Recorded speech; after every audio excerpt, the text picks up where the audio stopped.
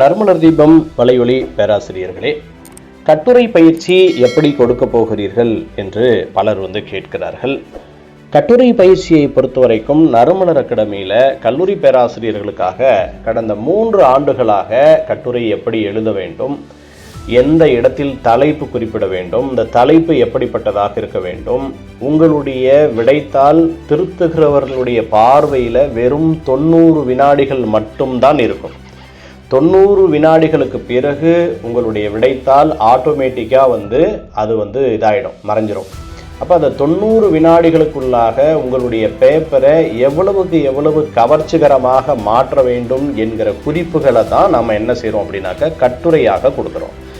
பெரும்பாலும் சமகால கட்டத்தில் எல்லா பேராசிரியர்களுமே டெக்னாலஜியை நோக்கி போயிட்டுருக்குறாங்க.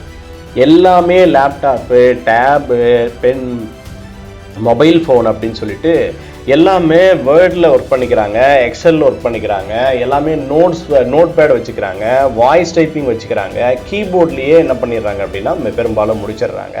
அப்படி இல்லைன்னா வாய்ஸ் அனுப்பிக்கிறாங்க. இப்போ எல்லாருக்குமே என்ன பிரச்சனை இருக்குது அப்படின்னு பார்த்தீங்கன்னா, ஒரு பேப்பரை எடுத்து அதில் ஒரு லெட்டர் எழுதணும் அப்படின்னு சொன்னால் கூட நம்ம மக்களை பற்றி உங்களுக்கு தெரியும். கல்லூரியில் இப்போ எல்லாருமே ஒரு செக்ரட்டரிக்கு லெட்டர் எழுதணும்னா கூட யாராவது எழுதி கொடுங்க, நீங்கள் எழுதி கொடுங்க, நீங்கள் எழுதி கொடுங்க, நீங்கள் எழுதி கொடுங்க, அதை பார்த்து நான் காப்பி பண்ணிடுறேன் அப்படின்றது தான் கல்லூரி பேராசிரியர்கள்கிட்டயே அப்படி தான் இருக்குது. நீங்கள் சில விஷயங்களை சொன்னால் தவறாக எடுத்துக்கக்கூடாது. இருக்கிறத நான் சொல்கிறேன், எதையும் நான் மிகைப்படுத்தி சொல்ல விரும்பலை. ஆனால் என்ன இருக்கோ அதை தான் சொல்கிறேன். அந்த மாதிரி யாராவது ஒருத்தர் எழுதி கொடுத்தாங்கன்னா அதை நம்ம என்ன பண்ணிடலாம்னா அப்படியே பார்த்து எழுதிடலாம் அப்படின்ற அந்த வகையில் தான் பெரும்பாலும் 95% நம்ம இருக்கோம். அப்போ இந்த மாதிரி இருக்கிற சூழ்நிலையில் நாம் ஒரு கட்டுரை எழுதணும். அதுவும் அவங்க கொடுத்துருக்கக்கூடிய தலைப்புகள் கொடுத்துருக்குறாங்களே, அந்த தலைப்பு அவ்வளவு கடுமையான தலைப்புகள். இதனால் வரைக்கும் நீங்கள் எந்த வகுப்பு படிச்சிங்க அப்படின்னாக்க யூஜிலிருந்து பிஜிலிருந்து எம்ஃபில்லிருந்து பிஹெச்டிலேருந்து நெட்டிலேருந்து செட்டிலேருந்து எந்த இடத்துலையும் நீங்கள் படிக்காத ஒரு தலைப்பு இல்லை. நீங்கள் குறைஞ்சபட்சம் 3 தலைப்பாவது நீங்கள் எடுத்து படித்தா மட்டும்தான் இந்த 5 கேள்விகளுக்குள்ள ஏதாவது 2 கேள்வி மாட்டோம். சரிங்களா? அதனால் 3 தலைப்பு நம்ம கண்டிப்பாக படிக்கணும். 3 தலைப்பினுடைய பக்கம் எவ்வளோ சார் வருதுன்னா ஏறத்தாழ 1000 பக்கங்கள் வருது. 1000 பக்கங்கள் இருக்கிற இந்த காலகட்டத்துக்குள்ளே படிக்கணும். ஆனால் கேள்வி எப்படி சார் கேட்பாங்க அப்படின்னா, அந்த 1000 பக்கத்திலிருந்து அதனுடைய சாராம்சத்தை வச்சுட்டு தான் கேள்வியாக கேட்பாங்க. நீங்கள் உடனே ஒரு கேள்வி கொடுத்தோம்னா அந்த கேள்வி அப்படியே இங்கே வந்துருமா அப்படின்னா கட்டாயம் அப்படி வராது. யாராவது கேள்வி கொடுத்து இந்த கேள்வி தான் அங்கே வருதுன்னு சொன்னாங்க அப்படின்னு சொன்னாக்க அப்படி ஒரு வாய்ப்பு இல்லை. உங்களுக்கு சந்தேகம் இருக்குது அப்படின்னா நீங்கள் கடந்த குரூப் 1 கொஸ்டின் பேப்பர் போய் பாருங்கள். கட்டுரை வினாக்கள் எப்படி கேட்டிருக்காங்க அப்படின்னு பாருங்கள். குரூப் 2 ப்ரிலிமினரிஸ் மெயின்ஸ் எழுதக்கூடியவங்ககிட்ட போய் கேட்டு பாருங்கள். ஐஏஎஸ் பயிற்சி கொடுக்கக்கூடியவங்ககிட்ட போய் கேட்டு பாருங்கள். தாள் 1 தாள் 2ல் எந்த மாதிரியான கட்டுரை வினாக்கள் கேட்டிருக்காங்க அப்படின்றத பாருங்கள். ஏன்னா நான் 2006 ஐஏஎஸ் மாணவர்களுக்கும் குரூப் 1 மாணவர்களுக்கும் கட்டுரை பயிற்சி கொடுத்துருக்குறேன். சரிங்களா? அன்னைக்கு இருந்து இன்னைக்கு வரைக்கும் ஐஏஎஸ்க்கு வகுப்பு எடுத்திருக்கேன். அதனால் நான் தெளிவாக சொல்கிறேன், ஒரு கட்டுரை அப்படின்றது எப்படி இருக்கும், அதுவும் டிஎன்பிஎஸ்சி எந்த மாதிரி எடுப்பாங்க, இந்த டிஎன்பிஎஸ்சிக்கும் டிஆர்பிக்கும் இருக்கக்கூடிய வித்தியாசங்கள் என்ன, எந்த இடத்துல தலைப்பு வரணும், எந்த இடத்துல மேற்கோள் வரணும், எந்த இடத்துல அட்டவணை வரணும் அப்படின்னு ஒரு பிளான் பண்ணி நம்ம அந்த பேப்பரை அப்படி பக்காவாக ஒரு வடிவமைப்புக்குள்ளே கொண்டு வந்தால் மட்டுமே நாம் நினைக்கிற 40 மதிப்பெண்களுக்கு மேலே வாங்க முடியும். அதனால தான் இந்த பகுதியில் எந்த பகுதி ஹாட்ஸ்பாட், ரொம்ப முக்கியமான பகுதி அப்படின்றது எது, எந்த பகுதி, எந்த இடத்துல பேராசிரியர், ஏன்னா உங்களுடைய பேப்பர் திருத்தக்கூடியவர்கள் எல்லாருமே அசோசியேட் ப்ரொஃபஸர், நல்லா ஞாபகம் வச்சுக்கோங்க. அசிஸ்டன்ட்டு ஒருத்தர் 2 பேர் தான் இருப்பாங்க. எய்டட் காலேஜ் ப்ரொஃபஸர் ஒருத்தர் 2 பேர், ஹெச்ஓடி அப்படின்னு சொல்லிட்டு ஹெச்ஓடிக்கு அடுத்த லெவலில் இருக்கக்கூடியவங்க ஒருத்தர் 2 பேர் தான் போவாங்க. ஆனால் 99% யார் போவாங்க அப்படின்னா ப்ரொஃபஸர் மற்றும் அசோசியேட் ப்ரொஃபஸர். சரிங்களா? அவங்க தான் நீங்கள் எந்த சப்ஜெக்டாக இருந்தாலும் பேப்பர் திருத்த போகிறாங்க. அப்போ அவங்க திருத்துறாங்க அப்படின்னு சொன்னால் அவங்களுடைய இப்போ ஏஜ் என்ன, அவங்களுடைய வயது குறைஞ்சபட்சம் 50+. சரிங்களா? அப்போ அந்த 50+ல இருக்கக்கூடியவங்க என்ன கண்டென்ட் எதிர்பார்ப்பாங்க, அப்போ இப்போ நீங்கள் 40+ இருக்கீங்க அப்படின்னா 50+ இருக்கீங்கன்னா அப்போ நீங்கள் யூஜி படிக்கும்போது நீங்கள் பிஜி படிக்கும்போது உங்களுக்கு இருந்த பேராசிரியர்கள் என்ன மாதிரியான ஒரு தரத்தை எதிர்பார்த்தாங்களோ அதே மாதிரியான ஒரு தரத்தை தான் இப்போ இருக்கக்கூடியவங்களும் எதிர்பார்ப்பாங்க. இப்போ இது எல்லாத்தையும் மனசில் வச்சுக்கிட்டு தான் என்ன செய்யணும் அப்படின்னா நம்ம அந்த பேப்பருக்கு ஏதோ சும்மா ஒரு கட்டுரை கேட்குறாங்க அதை பற்றி ஒரு 3 பக்கம் எழுதிட்டோம்னா நமக்கு எப்படி 25 மார்க் 30 மார்க் போட்டுருவாங்க அப்படின்னு நீங்கள் போனீங்கன்னா நீங்கள் சாதாரண ஒரு பேப்பராக அந்த பேப்பர் போயிடும். ஆனால் நமக்கு தேவை என்னன்னா 40+ மார்க். அந்த 40+ மார்க் வாங்கணும் அப்படின்னு சொன்னால் அதுக்காக கண்டிப்பாக நம்ம மெனக்கிடணும். உங்கள் பேப்பரை ஏன் நான் திருத்தி கொடுக்குறேன், அதில் இருக்கக்கூடிய நிறை குறைகளை நான் பார்த்து கொடுக்குறேன் அப்படின்னு சொல்கிறேன்னா அதில் கண்டிப்பாக ஒரு 4 பேரினுடைய விடைத்தாள்களை நீங்கள் பார்த்தீங்க அப்படின்னாலே உங்களுக்கு ஒரு நல்ல ஐடியா கிடைக்கும். சரிங்களா? அந்த ஐடியா கிடைக்கும் போது அதை வச்சுட்டு நீங்கள் எழுதி பழகணும். நம்ம ஒரு 100 பக்கத்துக்கு மேலே கொடுக்குறோம், டார்கெட் வந்து 100 பக்கம் கொடுக்குறோம். அப்போ 100 பக்கம் கொடுக்குறோம் அப்படின்னா அதுக்குள்ளே நீங்கள் படிச்சாகணும். அதே மாதிரி பல பேர் என்ன நினைக்கிறாங்க அப்படின்னா டெஸ்ட் பேட்ச் அப்படின்றது எதுக்கு, டெஸ்ட் பேட்சுக்கு போனோம் அப்படின்னு சொன்னாக்க டெஸ்ட் பேட்சில் அவங்க கேட்குற கொஷின்லாம் அப்படியே டைரெக்டாக வந்து எதுவும் வர்றதில்லை. அப்போ வந்து டெஸ்ட் பேட்ச் எதுக்கு, அப்போ வராத கொஷினுக்கு நம்ம எதுக்கு டெஸ்ட் பேட்ச் அட்டன் பண்ணணும் அப்படின்னு சில பேருக்கு என்ன செய்கிறாங்கன்னா நினைக்கிறாங்க. ஆனால் அது தவறு. ஏன்னா இதுக்கு முந்தைய காலகட்டங்களில் நானே யூஜிடிஆர்பியினுடைய கொஷின் பேங்க் கொடுத்தேன், ஒரு 8400 கொஷின் பேங்க் கொடுத்தேன். அந்த கொஷின் பேங்க்ல பார்த்தீங்க அப்படின்னா ஏறத்தாழ 19 கேள்விகள் அப்படியே வந்திருந்தது. அது மட்டும் இல்லாமல் ஒரு 6 கேள்வியிலிருந்து 3 கேள்வி சரியா மறந்துட்டேன், 6 கேள்வி டு 3 கேள்வி வந்து மறைமுகமான கேள்விகளாக இருந்தது. சரிங்களா? அதனால கேள்வி வந்து நம்ம டெஸ்ட் வைக்கிறோம் அப்படின்னாக்க நீங்கள் 100 கேள்விகள் வந்து ஒரு டெஸ்ட்டுக்கு அட்டன் பண்ணுறீங்க. ஒரு யூனிட்டுக்கு 4 டெஸ்ட் வச்சுருக்கேன். 4 டெஸ்ட்டில் வந்து ஒரு ஃபுல் டெஸ்ட் வச்சுருக்கேன். மொத்தம் 5 டெஸ்ட் வச்சுருக்கேன். ஒரு யூனிட் பார்ட்டாக பிரித்து வச்சுருக்கேன். ஒரு யூனிட்டுக்கு 5 டெஸ்ட் அப்படின்னா 50 டெஸ்ட் வச்சுருக்கேன். இந்த 50 டெஸ்ட்டில் இருக்கக்கூடிய கேள்விகள் அப்படியே வந்துருமா அப்படின்னா அப்படி இல்லை. அதுக்கு அர்த்தம் அந்த கேள்விகளை நீங்கள் எப்படி எதிர்கொள்கிறீர்கள், இந்த கேள்வி என்ன மாதிரியான கேள்வியாக வந்திருக்கு.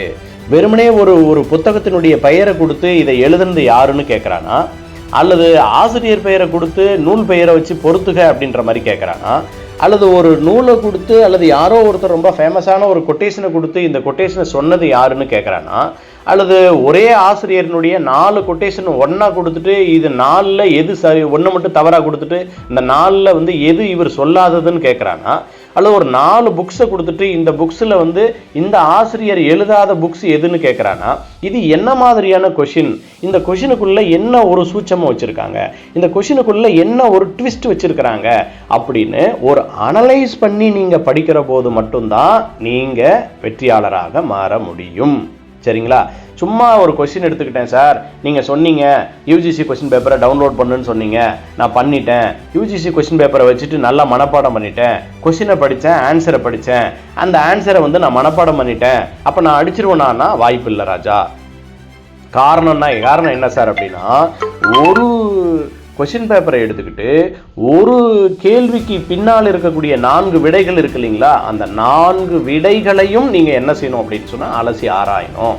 இப்போ 2001 என்ன மாதிரி கேட்டிருக்காங்க, 2002 அதே கொஸ்டினை எப்படி ட்விஸ்ட் பண்ணி கேட்டிருக்காங்க, 2003 அதே கொஸ்டின் எப்படி வேற ஒரு வடிவத்துக்கு மாறி இருக்கு, 2004 அந்த கொஸ்டின் எப்படி வந்திருக்கு, 2024 அந்த கொஸ்டின் எப்படி வேற ஒரு வடிவமா வந்து முழு சந்திரமுகியா மாறி இருக்கு, அடுத்து 2025 எப்படி இந்த கொஸ்டின் வந்து வேற வேற வகையில மாறி இருக்கு அப்படின்னு நீங்க ஒரு கொஸ்டினை எடுத்துக்கிட்டு அனலைஸ் பண்ணுகிற கெப்பாசிட்டி உங்களுக்கு வரணும். சரிங்களா? அப்ப நான் ஒரு 5000 கொஸ்டின் பேங்க் கொடுக்குறேன், அல்லது ஒரு 5000 கொஸ்டின் வந்து நீங்க டெஸ்ட் எழுதுறீங்க, 50 டெஸ்ட்ல ஒரு 5000 கொஸ்டின் நீங்க டெஸ்ட் அட்டன் பண்றீங்க அப்படின்னா அந்த டெஸ்ட் அட்டன் பண்ணும்போது உங்களுக்கு இந்த கேள்விகளை பார்த்து என்ன ஆயிடும் அப்படின்னா, ஓகே இந்த கொஸ்டினுக்குள்ள இந்த மாதிரியான ஒரு ட்விஸ்ட் இருக்கு, இந்த கொஸ்டினுக்கு இந்த மாதிரியான ஒரு ட்விஸ்ட் இருக்கு அப்படின்னு இந்த மாதிரி பல வகையான ட்விஸ்ட் நீங்க பார்த்து என்ன ஆயிடும் அப்படின்னா உங்களுக்கு ஒரு வரையறைக்கு வந்துருவீங்க. சரிங்களா?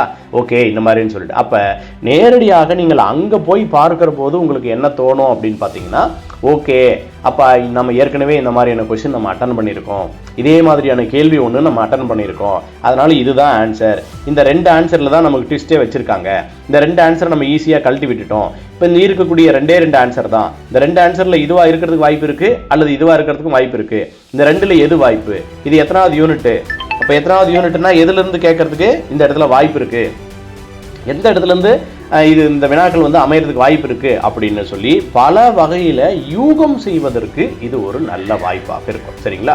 டெஸ்ட் அப்படின்றது நம்மை நாமே பரிசோதித்துக் கொள்வதற்கான ஒரு வாய்ப்பு.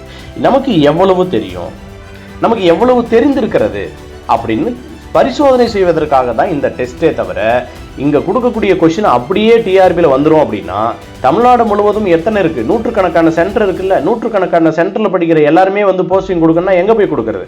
முதல்ல அந்த புரிதல் வந்து நமக்கு வேணும். அந்த புரிதல் சரியாக இருந்துச்சு அப்படின்னு சொன்னால் ஈஸியாக அட்டன் பண்ணிட்டு போயிடலாம். ஒன்று. சரி, இப்போ கட்டுரை எதுக்குன்னு ஆரம்பித்தேன், கடைசியாக தேர்வு எதுக்கு அப்படின்னு நான் சொல்லிட்டேன். சரிங்களா? இந்த ரெண்டும் முடிஞ்சிருச்சு. அப்போ உங்களுக்கு முறையான கட்டுரை பயிற்சியும் இருக்கணும், முறையான தேர்வு அணுகுமுறையும் இருக்கணும். நிறைய கொஸ்டின் அட்டன் பண்ணி பார்க்கணும். அப்புறம் ஒரு ரொம்ப சின்ன ரெக்வஸ்ட் என்ன அப்படின்னா, இப்பொழுது இருந்தே நீங்கள் ஓஎம்ஆர் சீட்டில் நான் பிடிஎஃப் அனுப்ப ஆரம்பிச்சிருவேன். இன்னும் ஒரு டெஸ்ட் 2 டெஸ்ட்லேயே அனுப்ப ஆரம்பிச்சிருவேன். ஏன்னா நம்மகிட்ட எல்லா மேஜருக்கும் உரிய டெஸ்ட் பேட்ச் போயிட்டு இருக்கு அப்படின்றதுனால கொஞ்சம் ஒரு சின்ன இது உடனே என்ன செய்கிறேன் அப்படின்னாக்கா உங்களுக்கு அந்த ஓஎம்ஆர் சீட் அனுப்பிச்சிடுறேன். அதை நீங்கள் வந்து ஒரு 10 சீட்டு வந்து பிரிண்ட் அவுட் எடுத்து வச்சுக்கோங்க. எடுத்து வச்சுக்கிட்டு ஒவ்வொரு டெஸ்ட்டும் நீங்கள் வந்து கூகுள் ஃபார்மில் தான் டெஸ்ட் அனுப்புகிறேன், ஆனால் நீங்கள் என்ன செய்யுங்க அப்படின்னா ஓஎம்ஆரில் என்ட்ரி பண்ணுங்கள். ஓஎம்ஆரில் என்ட்ரி பண்ணி பழகும்போது தான் உங்களுக்கு அந்த நம்பர்லாம் கரெக்டாக செட் பண்ணுறீங்களா. 24க்கு பதிலாக 27 கொண்டு போய் பேனா வச்சிடுறாங்க சில பேர், 25க்கு பதிலாக 6 வந்து கொண்டு போய் வச்சிடுறாங்க. இந்த மாதிரியான தடுமாற்றம் ஆன் த ஸ்பாட்டில் குறையும். நல்லா நினைவு வச்சுக்கோங்க. நான் அடிக்கடி சொல்லக்கூடிய ஒரு விஷயம், திருத்தி கொள்ளாத தவறை விட பெரிய தவறு எதுவும் கிடையாது. அப்போ நீங்கள் வந்து சிறு சிறு தவறுகளாக செய்து கொண்டே போகிறீர்கள். ஒரு டெஸ்ட்டில் என்ன தவறு செஞ்சீங்களோ அடுத்த டெஸ்ட்லும் அதே டெஸ்ட்டை செய்கிறீங்க, அதே தவறை செய்கிறீங்க அப்படின்னா கண்டிப்பாக நாம் அங்கே போய் பெரிய தவறாக செய்ய போகிறோம் அப்படின்றதுக்கான அறிகுறி. அப்போ அந்த மெயின் எக்ஸாமில் நிறைய தவறுகளை செய்யக்கூடாது என்பதற்காகத்தான் இங்கேயே நம்ம என்ன செய்கிறோம் அப்படின்னா அறையில் ஆடிதான் அம்பலத்தில் ஆடணும். சரிங்களா? முறையாக ட்ரைனிங் எடுத்துகிட்டு போய் தான் அங்கே பண்ணணும். நான் பேராசிரியர், நான் 15 வருஷம் சர்வீஸ் வச்சுருக்கேன், நான் 20 வருஷம் சர்வீஸ் வச்சுருக்கேன் அப்படின்னு நீங்கள் வந்து நினச்சிங்க அப்படின்னு சொன்னால் நமக்கு கேட்கக்கூடிய கேள்வி அவங்க அதை விட சர்வீஸ் அதிகமாக இருக்கக்கூடியவர்கள் தான் கேட்குறாங்க அப்படின்ற விஷயத்த மறந்துடக்கூடாது. சரிங்களா? இது எல்லாத்தையும் நீங்கள் என்ன செய்யுங்க அப்படின்னு சொன்னாக்க முதல்ல நினைவில் வைங்க. நினைவில் வச்சுட்டு இது பண்ணுங்கள். அதனால் முதல் விஷயம் என்ன அப்படின்னாக்க கட்டுரைக்கு நல்லா பயிற்சி எடுங்க. நீங்கள் பயிற்சி மையத்துக்கு போய் தான் இதெல்லாம் பண்ணணும்னு நான் சொல்லவே இல்லை. சரிங்களா? அதை நீங்கள் ஞாபகம் வச்சுக்கணும். முதல்ல எடுத்து நீங்கள் வந்து எழுதி பாருங்கள். மேக்சிமம் எல்லா வகையான டிப்ஸும் நம்ம கொடுக்குறோம் யூடியூப்பில். நான் மட்டும் இல்லை, இன்னும் பல்வேறு யூடியூபர்ஸ் கொடுக்குறாங்க, நிறைய சென்டரில் இருக்கக்கூடியவங்க கொடுக்குறாங்க. அவங்க கொடுக்குற எல்லா விஷயத்தையும் பாருங்கள். பார்த்துட்டு அப்போ இது நம்ம பயிற்சி மையத்துக்கு போகலன்னா கூட பரவாயில்ல, இந்த மாதிரி நம்ம ஒரு பேப்பரை எடுத்து எழுதி பார்ப்போம். ஒரு பேப்பரை எடுத்து ஒரு பக்கம் எழுதி பாருங்க, உங்களுக்கு எவ்வளவு பிரச்சனைகள் அந்த இடத்துல வருதுன்னு பாருங்க. சரிங்களா? அந்த பிரச்சனைகளை சால்வ் பண்ணணும்னா என்ன பண்ணணும் அப்படின்றத யோசிங்க.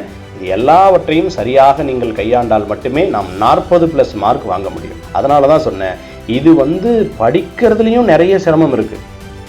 இந்த விஷயங்களை இந்தியன் ஹிஸ்ட்ரி அப்படின்னு சொன்னாக்க இந்தியன் ஹிஸ்ட்ரியில் படிக்கிறதுல அவ்வளோ சிக்கல்கள் இருக்குது. ஏன்னா எல்லாம் புதிய தகவல்கள். அதே மாதிரி வந்து இவிஎஸ் அப்படின்னு சொல்லி பார்த்தீங்கன்னா என்வைரன்மெண்டல் ஸ்டடீஸ் படிச்சிங்க அப்படின்னா அதுலேயும் அவ்வளோ பிரச்சனைகள் இருக்குது. எல்லாமே புது புது தகவலாக இருக்குது.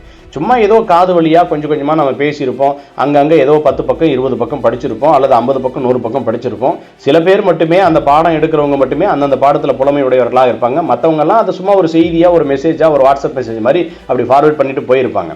ஆனால் இப்போ முறையாக உட்காந்து படிக்கிற போது தான் நமக்கு அந்த மாதிரியான சிக்கல்கள் எல்லாம் வரும். அதனால அந்த பயிற்சியை இப்பொழுதே மேற்கொள்ளுங்கள். அடுத்த மாதம், இப்போ நவம்பர் பிறந்துருச்சு, சரிங்களா?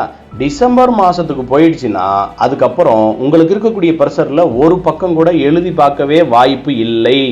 நீங்கள் எல்லாம் எழுதி முடிச்சுட்டு வந்து சொல்லுவீங்க, நீங்கள் நல்லா சொன்னீங்க சார், அன்றைக்கே சொன்னீங்க சார், நான் தான் கேட்கல சார், இந்த டைலாக் நான் 18 வருஷமாக கேட்டுட்ருக்கேன், நீங்கள் சொல்கிறத நான் கேட்கல சார், அதனால தான் இப்படியெல்லாம் பண்ணிட்டேன் சார்.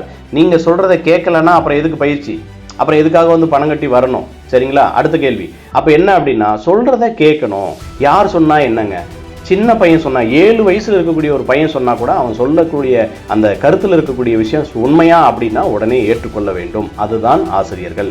எப்பொழுதும் கற்றுக்கொண்டே இருக்கக்கூடியவர்கள் தான் ஆசிரியர்கள். கற்றுக்கொண்டே இருக்கணும், சாகர வரைக்கும் கற்றுக்கிட்டே இருக்கணும். அதனால தான் இவர் பார்த்தீங்கன்னா கலீல் ஜிப்ரான் வந்து ஒரு கவிதை சொல்வார். என்ன சொல்வார் அப்படின்னாக்க, உங்களுடைய பிள்ளைகளை படித்த ஆசிரியர்களிடம் கொண்டு போய் சேர்க்காதீர்கள், உங்களுடைய பிள்ளைகளை படித்த ஆசிரியர்களிடம் கொண்டு போய் சேர்க்காதீர்கள், படிக்கின்ற ஆசிரியரிடம் கொண்டு போய் சேருங்கள் அப்படின்னு சொல்லியிருப்பார். பேராசிரியர்களுக்கு இதுக்கு நான் விளக்கம் சொல்ல தேவையில்லை. அதனால் என்ன செய்யுங்க அப்படின்னு சொன்னால் தொடர்ந்து வாசிங்க, உங்களுக்கு என்ன இருக்குன்னு. அதே மாதிரி பல பேர் இன்னொரு சிக்கல் இருக்குது. சார் நான் வந்து எனக்கு டெஸ்ட் பேட்ச் எனக்கு வேண்டாம், எனக்கு டிஸ்கிரிப்டிவ் மட்டும் கொடுங்க, அப்புறம் அதில் என்ன இது என்ன, அதுக்கு எவ்வளோ காசு இதுக்கு எவ்வளோ காசு அப்படின்னு கேட்குறாங்க. பொருளாதாரம் நம்ம பார்க்கணும் கண்டிப்பாக. ஏன்னா ஒருத்தருக்கும் ஒரு வகையான சிக்கல்கள் இருக்கும். பொருளாதார பிரச்சனை எல்லாருக்குமே இருக்கிறது தான். அம்பானிக்கு கூட பொருளாதார பிரச்சனை உண்டு, அதில் எந்த மாற்றமும் இல்லை, சரிங்களா. அடுத்த வேளை சாப்பாட்டுக்கு வந்து அன்றாடம் கூலிகள் இருக்காங்க இல்லைங்களா, தினக்கூலிகள், அவங்களுக்கும் இந்த பிரச்சனை உண்டு. பொருளாதார பிரச்சனை இல்லாதவன் இந்த நாட்டில் யாருமே கிடையாது. ஆனால் நீங்கள் பொருளாதாரத்தை மட்டுமே பார்க்காதீர்கள். உங்களுக்கு என்ன இருக்குது, உங்ககிட்ட என்ன மைனஸ் இருக்குது. கடந்த பிஜிடிஆர்பி நீங்கள் அட்டன் பண்ணியிருக்கீங்க அப்படின்னாக்க எவ்வளோ தூரம் போயிருக்கிறீங்க, எவ்வளோவில் நீங்கள் நிற்கிறீங்க. இதுக்கு முந்தைய காலகட்டத்தில் நெட் எழுதி எத்தனை முறை வந்து எத்தனை மார்க் கட் ஆஃபில் குறைஞ்சிருக்கு. அப்போ எவ்வளோ மார்க் எடுக்கிறவங்க இந்த உலகத்தில் இருக்காங்க. அப்போ யூஜிசி டெஸ்ட் ரிசல்ட் இருக்கு இல்லைங்களா, அந்த யூஜிசியினுடைய டெஸ்ட் ரிசல்ட் கேலியை வந்து டவுன்லோட் பண்ணி அப்போ நமக்கு முன்னாடி இவ்வளோ மார்க் வாங்கினவங்க இருக்காங்க. அப்படின்னா இவங்க எல்லாரும் நம்மளோட காலேஜ் டிஆர்பிக்கு போட்டி போட்டு வருவாங்க. பிஜிடிஆர்பியினுடைய ரிசல்ட் கேலியை டவுன்லோட் பண்ணி 2022, 2019, 17 இந்த மாதிரியான அந்த கேலியை டவுன்லோட் பண்ணி எவ்வளோ பேர் எவ்வளோ மார்க் எடுக்கிறவங்க இருக்காங்க. அப்போ இவங்க எல்லாருமே நமக்கு போட்டியாக வரக்கூடியவங்க. இப்போ இவங்களை விட நம்ம இன்னும் கொஞ்சம் மார்க் அதிகமாக வாங்கணும்னா என்ன செய்யணும்? இந்த மாதிரி எல்லாம் வந்து நீங்கள் செல்ஃப் அனலைஸ், சுய பரிசோதனை செய்து கொள்ளுங்கள். சுய பரிசோதனை செய்து கொண்டீர்கள் என்று சொன்னால் ஒரு மதிப்பெண்ணுடைய முக்கியத்துவம் என்னன்னு புரியும். ஒரு மதிப்பெண்ணுடைய முக்கியத்துவம் புரிஞ்சுது அப்படின்னு சொன்னால் அப்போ தான் நீங்கள் என்ன செய்வீங்க அப்படின்னா இந்த தேர்வில் தேர்ச்சி பெற முடியும். அப்போ ஒவ்வொரு மதிப்பெண்ணாக நீங்கள் குருவி சேர்க்குற மாதிரி சேர்க்கணும். இந்த மெத்தடில் உள்ளுக்குள்ளே ஒரு கொஷின் மறைஞ்சிருக்கு. அப்போ இந்த வந்து நம்ம சால்வ் பண்ணிட்டோம்னா போதும். இந்த குறை நம்மக்கிட்ட இருக்குது. என்ன பிரச்சனை இருக்குது? 1 மார்க்கை சரியாக படித்து பார்க்காம போன டெஸ்ட்டில் நான் 4 கொஷின் விட்டுட்டு வந்துட்டேன், தப்பாக பண்ணிட்டு வந்துட்டேன். சரி, அப்போ அதிலிருந்து நான் பாடம் கற்றுக்கிட்டேன். அடுத்ததாக என்ன, கிராமர் மிஸ்டேக்னால இந்த கொஷினில் வந்து நான் சரியாக படிக்கலை, சரியான அர்த்தம் புரிஞ்சிக்கல, அதனால் பேசாமல் தமிழும் இங்கிலீஷும் 2 படித்து பார்த்து குழம்புனது தான் மிச்சம், சரியான டிரான்ஸ்லேஷன் இல்லை, அதனால் அப்போ நம்ம டிஆர்பியை குறை சொல்ல முடியாது, அது நம்மளுடைய குறை தான். இந்த மாதிரி எந்த இடத்தில் நமக்கு தவறு இருக்கிறது என்பதை கண்டுபிடியுங்கள். கண்டுபிடித்தீர்கள் என்று சொன்னால் அந்த இடத்திலிருந்து நீங்கள் தொடங்குங்கள், சரிங்களா. தவறுகளை திருத்திக் கொள்வதற்குத்தான் தேர்வு முறைகளே தவிர மீண்டும் மீண்டும் தவறுகளை கூட்டிக் கொண்டே போவதற்கு என்ன கிடையாதுங்க, தேர்வு முறை இல்லை. அதனால பேரே வந்து டெஸ்ட்னா பரிசோதனை. சோதனைனா யாருக்கு? பரிசோதனைனா யாருக்கு? நம்மளுக்கு எவ்வளவு தெரிந்திருக்கிறது என்பதை சோதிப்பறக்க. இது தெரியாம நம்ம போய் நேராக அங்கே போனோம் அப்படின்னா அது பெரும் சோதனையாக அமையும், சரிங்களா. அதனால பெரும் சோதனையாக இருக்கக்கூடிய ஒரு விஷயத்தை சாதனையாக நீங்கள் மாற்ற வேண்டும் என்று சொன்னால் கட்டாயமாக பயிற்சி எடுத்துக்கொள்ளுங்கள். அதுதான் நான் இன்றைக்கு சொல்ல விரும்புகிற அந்த வார்த்தை. எனவே அனைத்து பேராசிரியர் சொந்தங்களுக்கும் இந்த வீடியோவை முழுமையாக பாருங்கள், உங்களுடைய நண்பர்களுக்கும் பகிருங்கள். அதே போல் நம்முடைய சேனல் சப்ஸ்கிரைப் பண்ணலை அப்படின்னு சொன்னால் பண்ணிக்கோங்க. உங்களுக்கு பெரும்பாலும் உண்மையான தகவல்கள், சரியான தகவல்கள், நம்பகமான தகவல்கள், தேவையான தகவல்கள் மட்டும் நிச்சயம் கிடைக்கும். அனைவருக்கும் நல்வாழ்த்துக்கள்.